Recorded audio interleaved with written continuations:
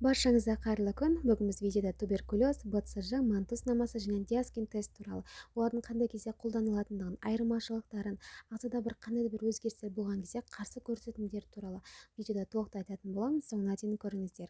Туберкулез дегеніміз өкпеде және лимфа түйіндерде қабыну өзгерістерін шақыратын инфекциялық ауру болып саналады. Ол адамға ауа тамшы жолмен, яғни туберкулез ауыратын адаммен ұзақ уақыт байланыста болған кезде, немесе алиментарлы, яғни осы туберкулезбен ауыратын сиырдың етін жеген кезде адамға жұғып отыратын ауру болып саналады. Туберкулездің өзіне тән клиникалық белгілері болады, яғни олар қалтырау, шаршағыштық, салмақтың төмендеуі, кеуде тұсының ауырсынуы, қанды түкірулер және де температурасының жоғарылауы, тәбеттің төмендеуі, ашуланшақтық, 2 аптадан астам ұзақ жөтел және түнгі тершеңдік деген нәрсе бар.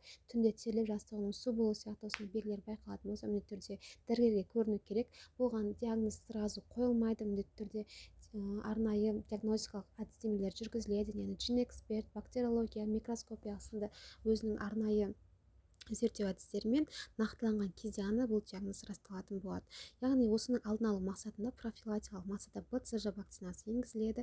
Яғни бала дүниеге келген кезде алғашқы 2-4 тәулікте перинаталдық орталықта, яғни егу кабинетінде кальмет, гарин, бациллус және БЦЖ салынады. Бұл вакцина адам өмірінде 2 рет жасалынады. Жаңа бала туылған кезде, яғни дені сау, ешқандай медициналық қарсы көрсетілімдер болмаған кезінде жасалынады және де бала 5-6 жасқа келгенде 1-ші сыныпта жасалынады. Бұл туберкулезге қарсы иммунитеттің түзілуіне үлкен септігін тигізеді. Дегенмен бұл вакцина тек дені сау балаға салынады. Егер де бала организмінде қандай да бір қарсы көрсеткіштер болатын болса, мысалға туа біткен иммунитет тапшылығы, туысқандар арасында БЦЖ вакцинасына қарсы аллергиялық көрсеткіштер болған болса, баланың житспен ауыруы, немесе бала туылған кезде салмағы 2000 граммнан төмен шала туылғанда, немесе 30 жылдан ерте туылатын болса, орталық нерв жүйесінің ақаулары, асфиксиялық симптомдар болатын болса, және де құрсақжылық инфекция, анасынан баласына берілетін инфекциялар, мысалы цитомегаловирус, токсоплазмоз, хламидиоз, туберкулез, немесе жаңа туған нәрестелердің сепсисі, жаңа туған нәрестелердегі гемолитикалық аурулар, қызба, яғни субфебрильді температуралар болатын болса, балаға уақытша вакцина салынбайды. Бұндай жағдайлар кезінде баланың денсаулығы қайта қалпына келгенін күтеді және манту сынамасын жасап қана одан соң вакцинацияға рұқсат береді. Манту сынамасы жалпы 2 айдан кейін ғана рұқсат беріледі. Балаға ревакцинация жасау алдында міндетті түрде манту сынамасын жасаймыз. Манту сынамасы теріс болған кезде ғана ревакцинация жүргізіледі. Ол бала 5-6 жасқа келген кезде 1-ші сыныпқа инфицирленбеген сау балаға медициналық қызмет көрсету ұйымдары мен профилактикалық фтизиопедиатрлардың мамандарының бірлесе отыруымен мектептерде оқу жылының басына, яғни қыркүйек айында салынады. Манту сынамасы екпе, прививка емес, ол жағынан аллергиялық сынама болып саналады.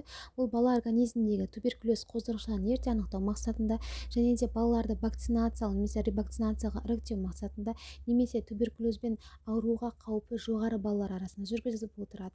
Ол балалар қандай балалар? Яғни ата-аналары житспен ауыратын болса, бас бостандығынан айырылып келген, немесе маскүнемдікпен, нашақорлықпен зардап шегетін, табысы аз, көшіп-қонушы отбасынан шыққан балалар болса, немесе балалардың қандай да бір қосымша аурулары, мысалы қан диабеті, өкпе тыныс жолдарындағы аурулар, тамақтанудың бұзылысы, яғни дефицит массасы болатын болса, АИДВ инфекциясын жұқтырған болатын болса, немесе иммундық супрессивті терапия алатын балалар болатын болса, міндетті түрде манту сынамалар жасалынып отырады. Манту сынамасы бустерлік әдіс бойынша білектің ортаңғы бөлігіне салынады. Бустерлік әдіс дегеніміз, егер жылдың соңы жұп санға бітетін болса, баланың оң қолына, егер тақ санға бітетін болса, баланың сол қолына салынады. Мысалға, 2022 жыл жұпсан болғанына байланысты балаларға манту сынамасы оң қолға салынған деген сияқты айқындауға болады.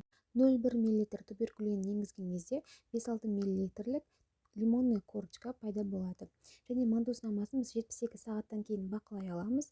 Ол жерде 4 түрлі реакция беруі мүмкін. Бірінші теріс реакция, ешқандай гиперемия, инфильтрат пайда болмай, тек қана иненің кірген ізі ғана 0,1 мл деген байқалады.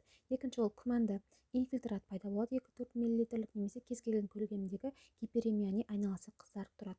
Үшінші ол оң болады, яғни өлшеген кезде 5 мл-ден жоғары болатын папула инфильтрат пайда болады. Ал гиперемия дегеніміз, оның көлемі уже 15 мл-ден астам инфильтрат пайда болғанда, немесе қандай да бір лимфангит, лимфаден пайда болатын болса, бұл гипераллергиялық реакция болып саналады. Егер қандай да бір оң немесе гипераллергиялық белгілер байқалатын болса, балаға диаскин тест жасалады. Ревакцинация жасаудың алдында міндетті түрде баланың жағдайына қараймыз.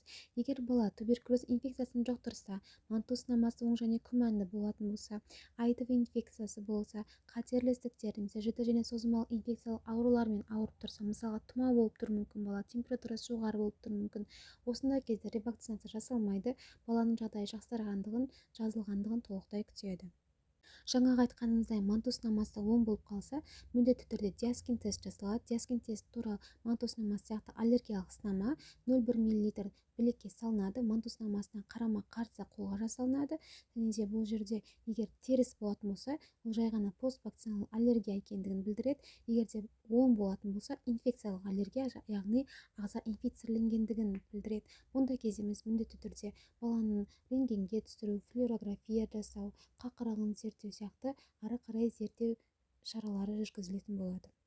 Манту және диаскин тест қойған кезде де арнайы бір қарсы көрсетілімдер бар. Егер осы мантуға немесе диаскин тестке қандай да бір жеке төзбеушілік байқалса, инфекциялық аурулары болатын болса, тері аурулары, аллергиялық жағдайлар, балада неврологиялық эпилепсия байқалса, немесе ұжымдағы балаларда инфекцияларға байланысты карантиндік шараларда отырған болатын болса, мұндай тесттер жасалмайды. Манту сынамасын аурулардың барлық клиникалық симптомдары кеткеннен кейін ғана, 2 айдан соң ғана жасауға рұқсат беріледі.